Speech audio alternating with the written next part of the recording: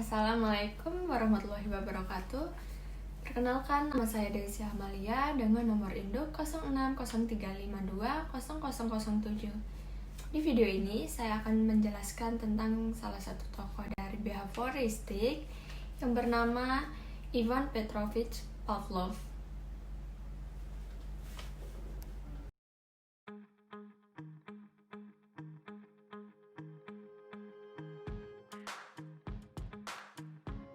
Ivan Petrovich Pavlov lahir pada tanggal 14 September tahun 1849 dan ia meninggal di tanggal 27 Februari tahun 1936. Ia adalah seorang ahli fisiologi Rusia yang dikenal terutama karena karyanya dalam pengkondisian klasik.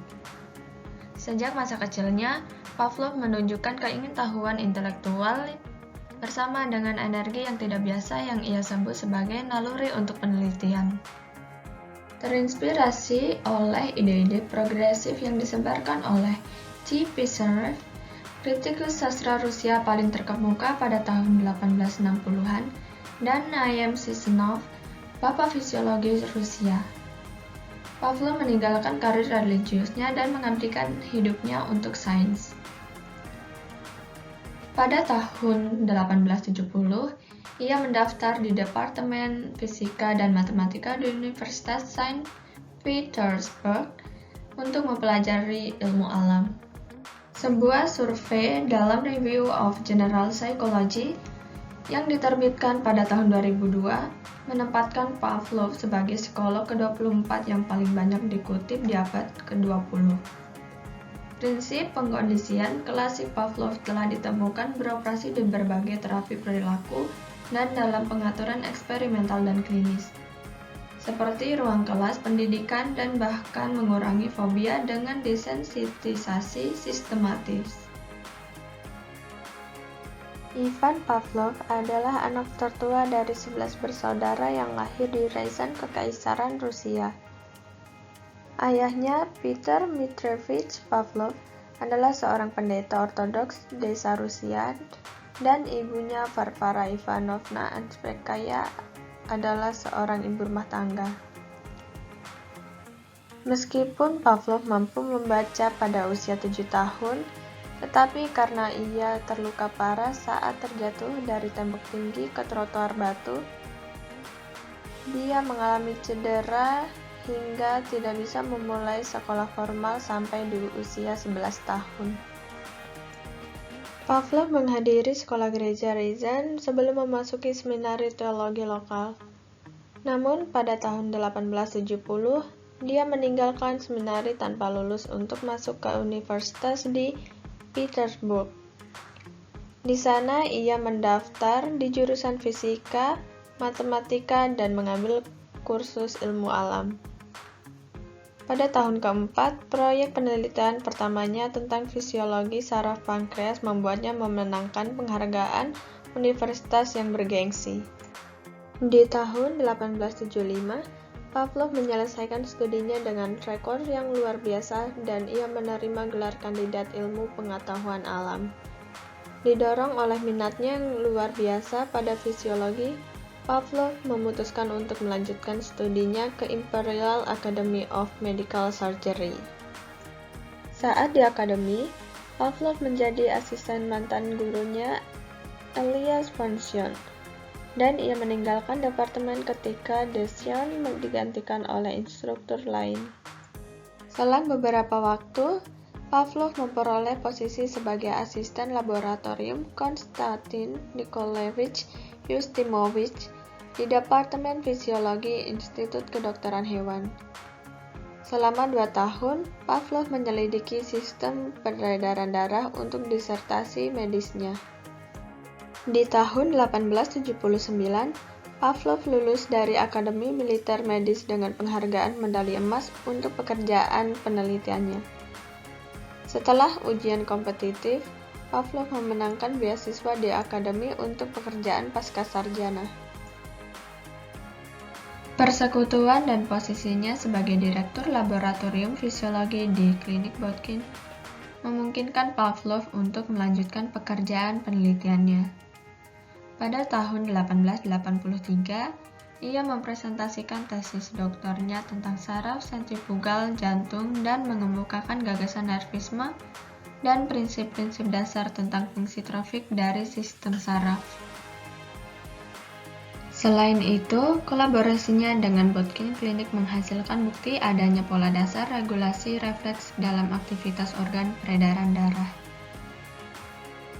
Pavlov terinspirasi untuk mengejar karir ilmiah oleh Dmitri Pisarev, yaitu seorang kritikus sastra dan pendukung ilmu alam pada saat itu, dan Ivan Sisnov, seorang ahli fisiologi Rusia yang digambarkan Pavlov sebagai bapak fisiologi. Setelah menyelesaikan gelar doktornya, Pavlov pergi ke Jerman di mana ia belajar di Leipzig bersama Karl Ludwig dan Emil Kelly di laboratorium Heidenhain di Breslau. Dia tinggal di sana dari tahun 1884 hingga 1886. Di Heidenhain, ia mempelajari pencernaan pada anjing menggunakan bagian luar perut. Namun, Pavlov menyempurnakan teknik ini dengan mengatasi masalah pemeliharaan suplai saraf luar. Pada tahun 1886, Pavlov kembali ke Rusia untuk mencari posisi baru.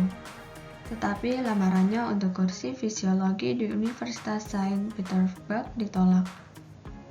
Akhirnya Pavlov ditawari kursi farmakologi di Universitas Tomsk di Siberia dan di Universitas Warsawa di Polandia.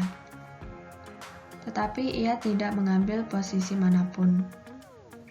Lalu pada tahun 1890 ia diangkat menjadi profesor farmakologi di Akademi Kedokteran Militer dan menduduki posisi tersebut selama 5 tahun.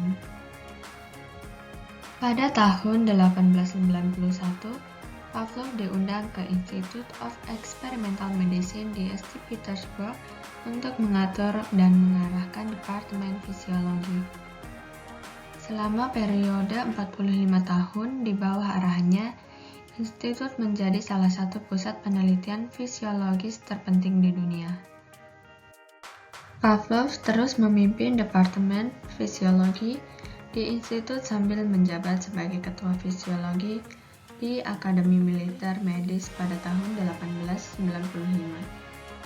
Pavlov akan mengepalai Departemen Fisiologi di Akademi terus-menerus selama 3 dekade.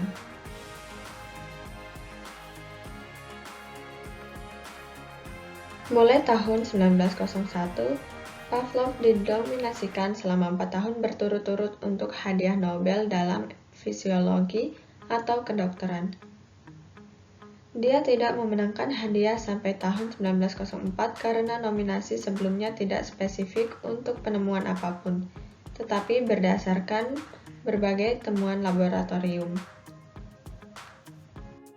Ketika Pavlov menerima hadiah Nobel, disebutkan bahwa dia melakukannya sebagai pengakuan atas karyanya pada fisiologi pencernaan, yang melalui pengetahuan tentang aspek-aspek penting dari subjek telah diubah dan diperbesar. Pada tahun 1921, Pavlov mulai mengadakan pertemuan laboratorium yang dikenal sebagai pertemuan Rabu, di mana dia berbicara terus terang tentang banyak topik, termasuk pandangannya tentang psikologi. Pertemuan ini berlangsung sampai ia meninggal di tahun 1936. Ia meninggal karena pneumonia ganda pada usia 86 tahun. Ia diberikan makam besar yang berada di bagian Literarsky Moskwy di pemakaman Volkovo di St. Petersburg. Ruang belajarnya serta laboratorium dilestarikan sebagai museum untuk menghormatinya.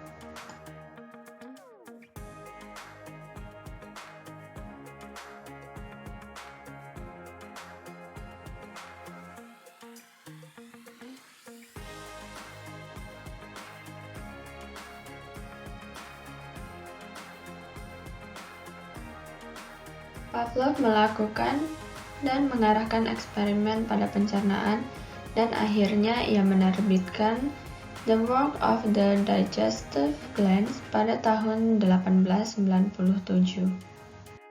Pavlov dianugerahi penghargaan Nobel dalam fisiologi atau kedokteran di tahun 1904. Ia terpilih sebagai anggota asing dari Royal Society pada tahun 1907 dan dianugerahi medali Copley Royal Society pada tahun 1915. Ia menjadi anggota asing dari Royal Akademi Seni dan Sains Belanda pada tahun 1907.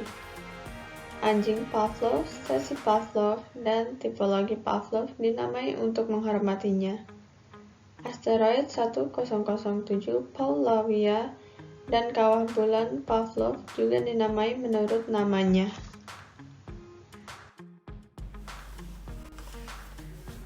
Baik, itu saja yang dapat saya jelaskan. Mohon maaf jika banyak kekurangan. Saya akhiri. Wassalamualaikum warahmatullahi wabarakatuh.